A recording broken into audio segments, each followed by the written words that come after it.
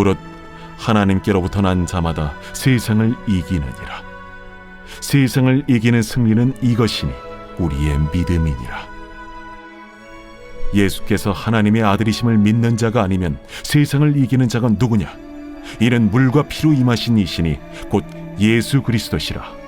물로만 아니요 물과 피로 임하셨고 증언하는 이는 성령이시니 성령은 진리니라.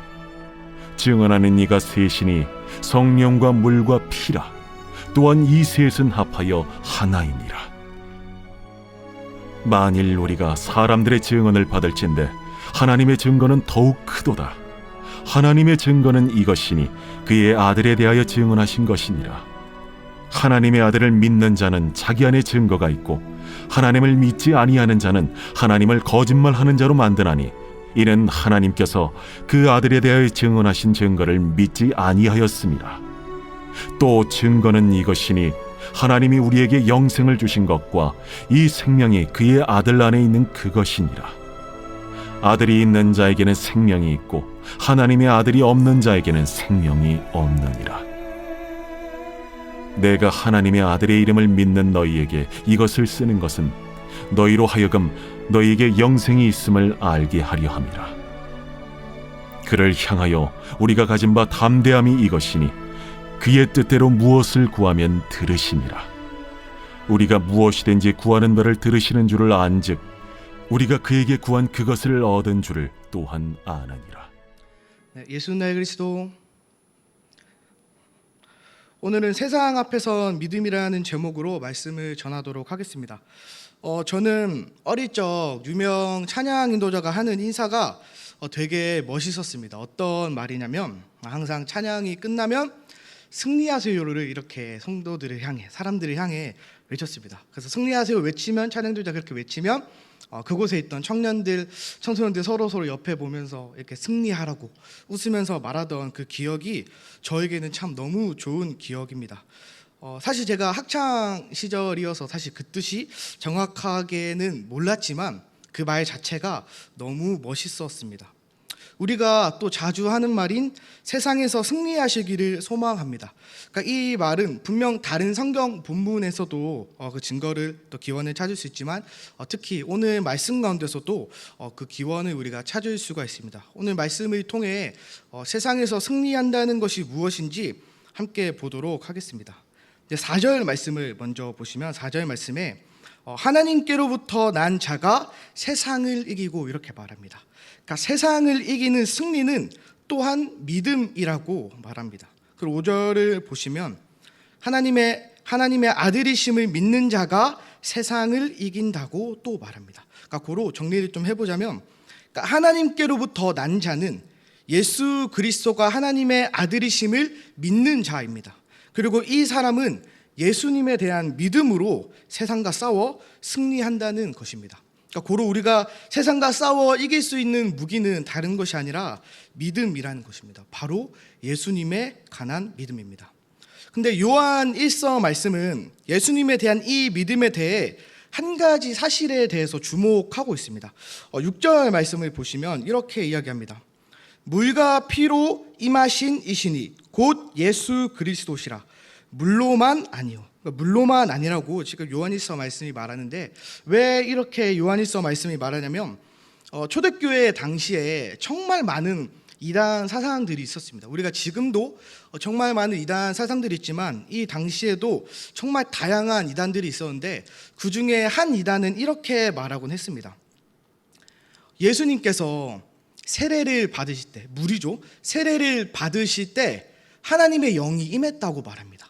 그러니까 인간에게 하나님의 영이 임해서 지금 그 세례의 순간이 예수님이 진정으로 하나님이 되신 순간 이런 식으로 말하는 이단이 있었습니다. 근데 그 이단은 어떻게 또 이야기하냐면 하나님은 고난을 받으실 수가 없기 때문에 어떻게 하나님이 이 땅에서 고난을 받고 피를 흘리실 수 있냐 이렇게 생각을 하고 말했기 때문에 예수님이 죽으실 때 그러니까 피 흘리시기 전에는 하나님의 영이 떠났다고 말하는 이단들이 있었습니다.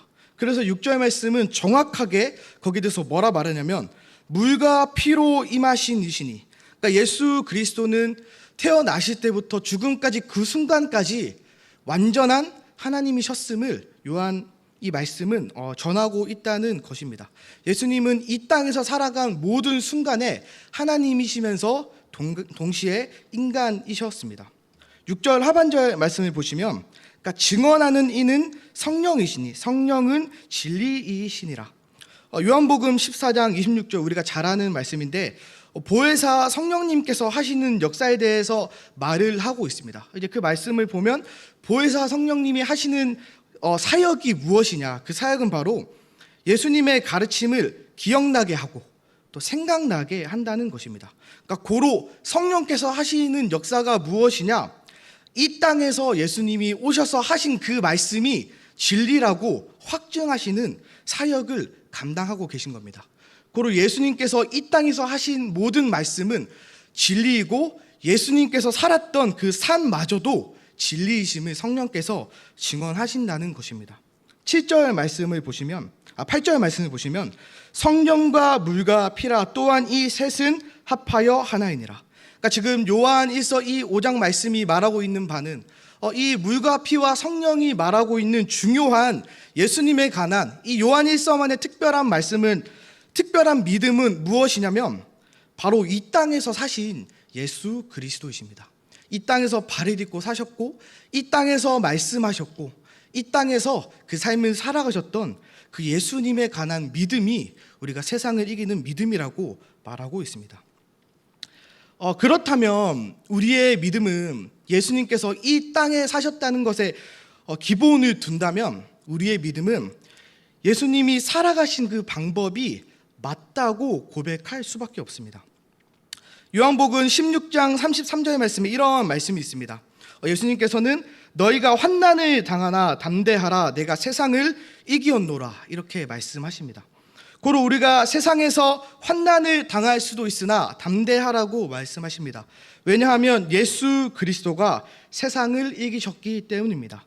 그러니까 예수님의 발자취를 따라가면 우리가 환난을 당하고 어려움을 당할 수는 있으나 결국에는 예수님처럼 세상을 이길 수 있기 때문에 담대함으로 걸어가라는 것입니다. 예수님께서는 공생의 사역 중에 자주 부딪힌 사람들이 있었습니다. 참 많은 사람들이 있었지만 그 중에서도 가장 유명한 사람들은 바리새인들이죠. 바리새인들. 그러니까 바리새인들을 다른 말로 하면 율법주의자도 됩니다.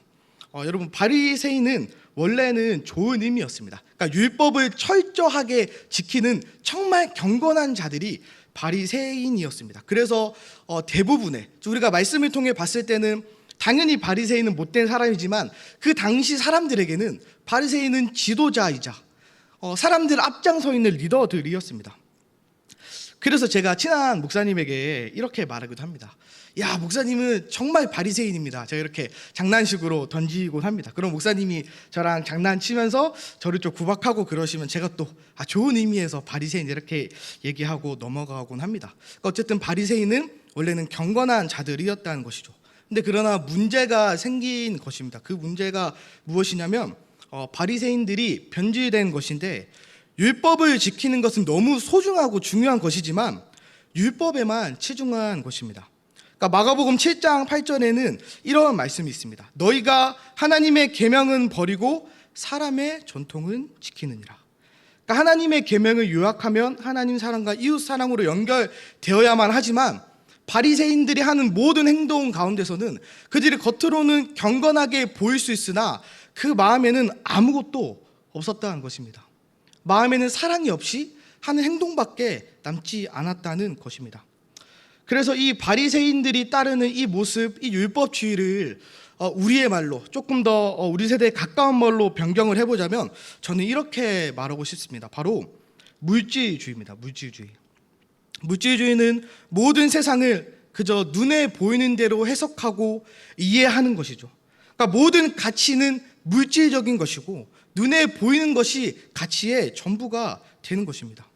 이 물질주의야말로 율법주의와 동일할 뿐만 아니라 육의 생각이고 세상의 생각입니다. 눈에 보이는 것만 중시하는 태도, 겉으로 보기에만 잘 보이면 된다는 그러한 태도 모두가 율법주의와 물질주의에 해당한다고 볼 수 있습니다. 예수님은 공생의 사역 가운데 이 땅에 발을 딛고 살아가는 가운데 그 율법주의와 물질주의와 싸우셨습니다. 그 당시 모든 사회 문화 그리고 대다수의 사람들은 예수님을 거부했습니다. 물론 우리가 생각하기에 예수님은 아주 센세이션했고 많은 사람들이 따르긴 했지만 그들은 대부분 겉으로 예수님을 따르는 자들입니다. 왜냐하면 요한복음 6장 말씀에는 좀 이렇게 구절이 많이 깁니다. 구절이 기는데 어떤 이야기를 담고 있냐면 오병이어 사건이 있습니다. 오병이어 사건이 있고 예수님의 긴 담화가 이어집니다. 근데 그 담화의 내용이 무엇이냐면 내가 생명의 떡이다. 너희가 나로 말미암지 않고는 하나님께 나아갈 수 없다. 그러니까 내가 생명의 떡이라는 그 말씀을 예수님께서 전하시는데 마지막 절에 이렇게 가까워질수록 어떤 이야기가 전해지냐면 예수님이 말씀을 전하면 전할수록 사람들이 다 떨어져 나가는 것입니다. 예수님이 오병이어 사건을 일으키시고 눈에 보이는 기적을 일으키셨을 때 사람들은 따랐지만 진리의 말씀이 선포되자 그들은 떠나갔다는 것입니다. 그래서 예수님은 6장 마지막 절 좀 가까워질 때 예수님은 제자들에게 이런 말씀하십니다. 너희도 가려느냐? 너희도 제자들에게 말씀하시면 너희도 가려느냐? 그러니까 예수님의 유명세를 보고 따르는 자들은 수도 없이 많았을 것입니다. 어느 곳을 가든지 예수님을 따르는 제자들은 정말 많았지만 과연 그곳에 진정한 제자가 있었을까? 예수님 지금 이 질문을 던지시는 것입니다. 예수님은 당시에 유명세를 얻으셨지만 그 유명세를 이용하시지는 않으셨습니다. 분명 예수님께서도 그 사람들이 어떻게 하면 나를 끝까지 따를까 아마 분명히 잘 아셨을 것이지만 그럼에도 불구하고 그들에게 보고 듣기에 좋은 말씀이 아니라 세상이 따를 만한 말이 아니라 진리만을 선포하셨습니다.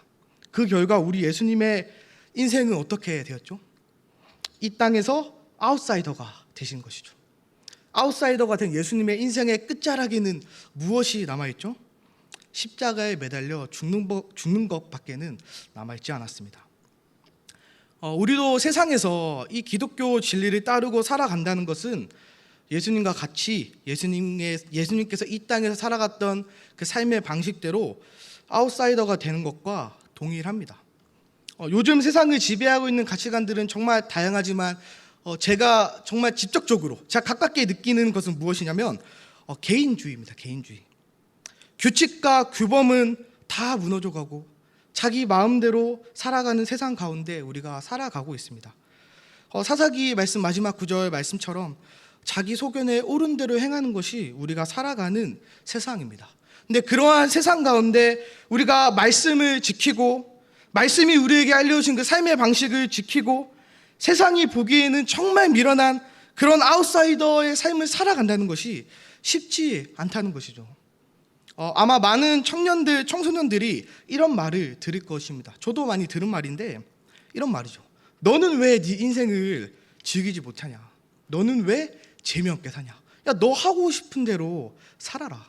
왜 너는 너의 것을 참으며 왜 시간 아깝게 거기 가서 뭐 쓸모없는 것들을 지키고 살아가냐? 이게 실제로 우리가 마주하는 경험들, 세상의 어려움들이라는 것입니다. 뿐만 아니라 이 세상의 가치는 바로 돈이 되었고 돈은 그 권력 그 자체가 눈에 보이는 권력 자체가 되었죠. 그러니까 예전에 생각을 해보면 물론 성도님들 앞에서 제가 이런 얘기 하긴 그렇지만 예전에 정말 제가 어릴 때만 해도 어릴 때에도 불법적으로 돈을 버는 친구들이 정말 많았습니다. 근데 그때는 그 친구들이 불법적으로 돈을 벌면은 대다수의 친구들이 어떻게 생각을 하고 뭐라고 이렇게 말을 했냐면 그것이 잘못된 일이라고 부끄럽다고 그러면 안 된다고 말했습니다. 그래서 그 친구들은 불법적으로 행하고 그것을 숨기고 자기는 안 했다고 발뺌을 하곤 했습니다. 근데 요즘 시대에는 어떠하냐면 이렇게 얘기합니다. 잘못된 일을 하고 불법적인 일을 해서 돈을 벌면 야, 너 머리 좋다. 야, 그 방법 나한테도 좀 알려주라. 야, 그게 잘 사는 거지 뭐가 잘 사는 거냐.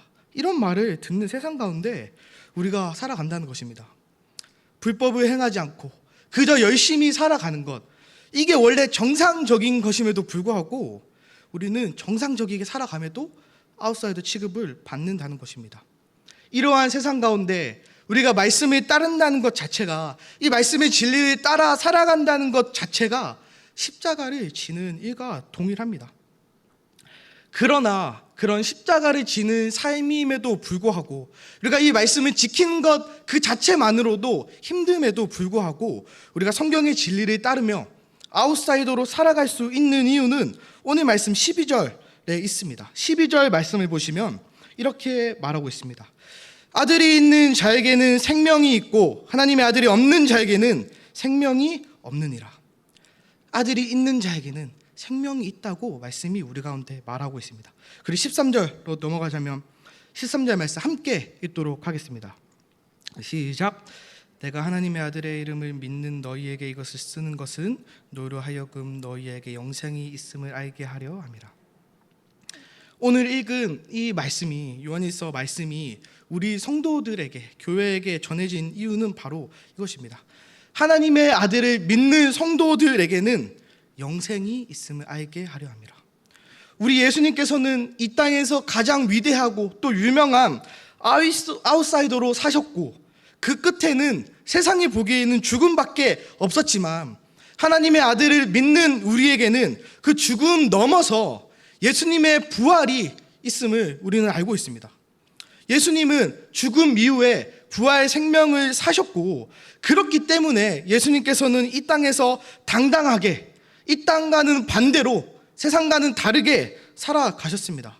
그렇다면 이 땅에서 살아가는 우리도 예수님의 그 길을 따르면 세상이 보기에는 죽음밖에 없고 무의미한 것밖에 없는 것 같지만 우리에게 남은 것은 부활 생명, 오늘 말씀대로 말하자면 영생이 우리에게 남아있다는 것입니다.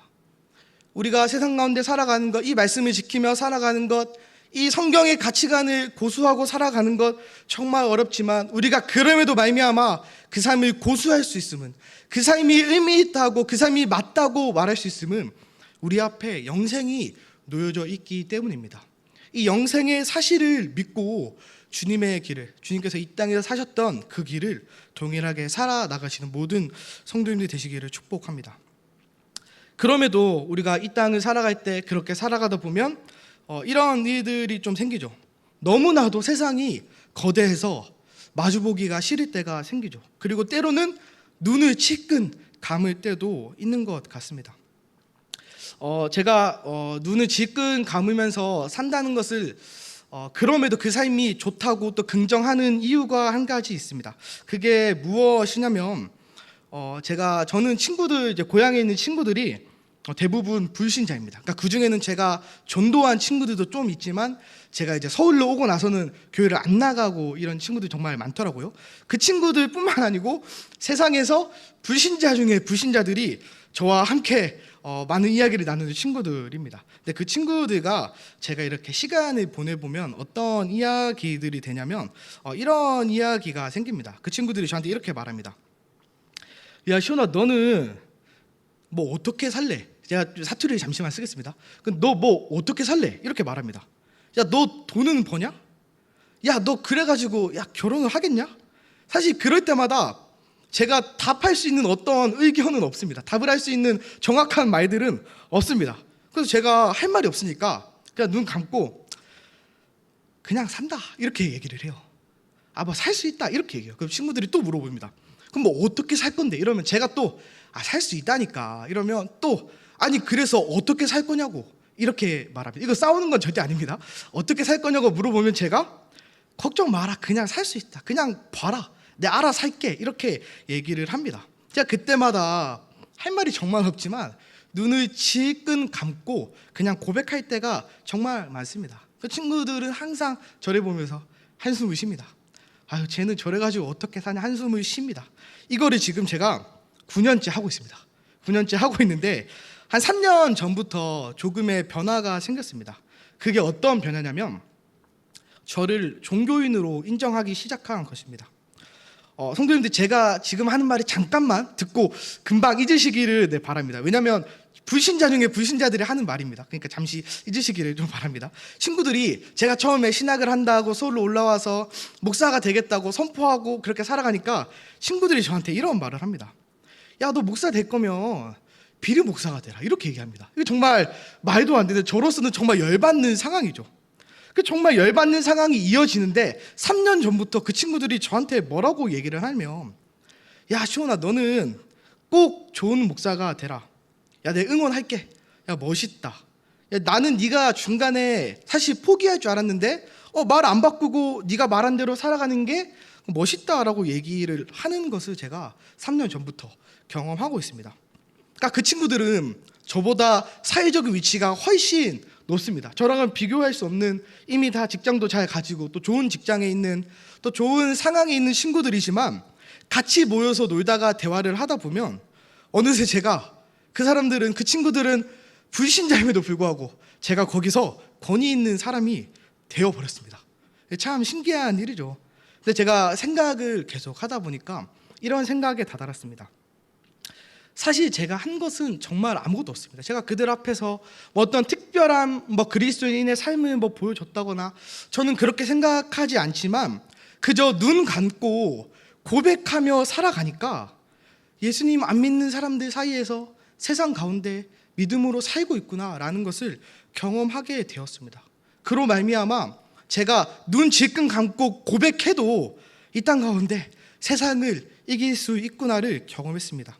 제가 이 이야기를 왜 했냐면 우리가 때로 어떤 말씀을 듣고 아멘하기 정말 어려울 때가 많지 않습니까? 어떤 말씀을 들으면 아멘을 해야 되는데 아멘이 입 밖으로 잘 나오지 않습니다. 왜냐하면 그 말씀이 너무 무겁기 때문에 또는 그 말씀을 지키기에는 내가 연약해 보이고 어렵기 때문에 아멘을 하기가 정말 어려울 때 저도 그런 순간들이 있었습니다. 그럴 때 성도님들 같이 나누고 싶은 것은 그럴 때 그냥 눈 감고 질끈 아멘 하시는 성도님들 되시기를 소망합니다. 많은 사람들이 그렇게 말하죠. 고백과 삶이 분리되면 안 된다. 고백을 했으면 살아야지. 그러면 너희 고백 제대로 하지 마라. 안 따라갈 거면 고백도 하지 마. 이렇게 말하는 사람들은 분명히 있습니다. 그리고 그 말에는 일정 부분의 진리가 존재할 수 있습니다. 그러나 그와 동시에 우리가 고백하고 그대로 살아갈 능력이 없다고 해도 때로는 고백하면 하나님께서 삶을 억지로 맞춰주실 때가 있다는 것입니다. 우리가 고백한 대로 살아가는 것 정말 어렵지만 우리가 진실된 마음으로 하나님 앞에서 아멘을 외친다면 하나님께서는 그 고백을 들으시고 고백대로 살아갈 수 있도록 그것이 억지로라도 하나님은 살아갈 수 있도록 우리를 인도하는 분이십니다. 그렇기에 우리는 때로 세상과 반대로 살아가는 것, 이 땅에서 예수님이 살아가셨던 그 방법대로 살아가는 것이 부담스러울 때도 있고 어려울 때도 있고 지키기 싫을 때도 있지만 그런 순간에라도 그런 순간이 와도 우리는 그저 눈을 감고 눈뜨기 어렵다면 눈을 감고 아멘 고백하며 살아가는 모든 성도님들 되시기를 소망합니다. 세상 앞에서 믿음으로 살아가시겠습니까? 외치면 답은 어렵겠지만 아멘을 외치고 예수님이 이 땅에서 살아가신 그 방법대로 여러분 살아가시겠습니다 말하면 그것도 어렵지만 우리의 진실된 마음으로 아멘을 외치기를 소망합니다. 오늘 말씀은 예수 그리스도를 믿는 자는 세상을 이긴다고 말하고 있습니다. 우리가 예수님을 진정으로 믿는다면 그리고 요한일서 말씀이 이 땅에 오신 예수님에 대한 믿음에 대해서 말하고 있다면 예수님의 말씀뿐만이 아니라 예수님이 살아가셨던 그 방법 또한 진리임을 고백해야 됩니다. 그렇기 때문에 우리는 그 길을 따라가야 합니다. 세상의 물질적인 가치관이 아니라 이 말씀의 가치관을 가지고 세상의 풍파 앞에 서는 우리가 되어야만 합니다. 세상은 마치 거대한 파도 같아서 우리는 그 파도 앞에 설 때가 참 많은 것 같습니다.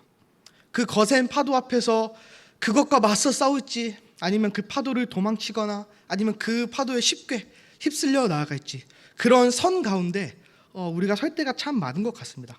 앞서 말한 것처럼 그 파도에 맞서기 어렵다면 그냥 눈을 감고 그 자리에 서 계시는 모든 성도님들 우리가 되기를 소망합니다.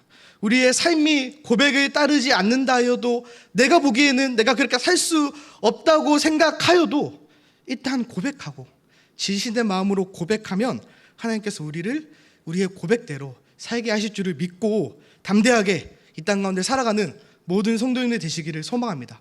그렇게 이 땅 가운데 믿음을 지키며 살아갈 때 오늘 12절 13절 말씀처럼 하나님 믿는 자들에게 영생이 있음을 알고 그 부활 생명이 우리를 기다리고 있음을 알고 그 영생을 바라보며 부활 생명을 믿고 담대하게 오늘을 살아내시는 모든 성도님들 되시기를 소망합니다. 이 시간 함께 기도했으면 좋겠습니다. 이 시간 기도할 때 하나님 예수님께서 살아가신 그 방법대로 하는 세상의 가치관이 아니라 이 말씀의 가치관을 가지고 세상이 생각하는 그런 물질적인 생각과 가치관에 살아가지 아니하고 예수님께서 살아가신 그 방법과 삶을 따라 살아가는 내가 되게 해달라고, 그리고 그것이 어렵다면 적어도 고백이라도 하며 살아가는 우리가 될 수 있게 되도록 한 목소리로 기도하며 나아가도록 하겠습니다. 기도하겠습니다.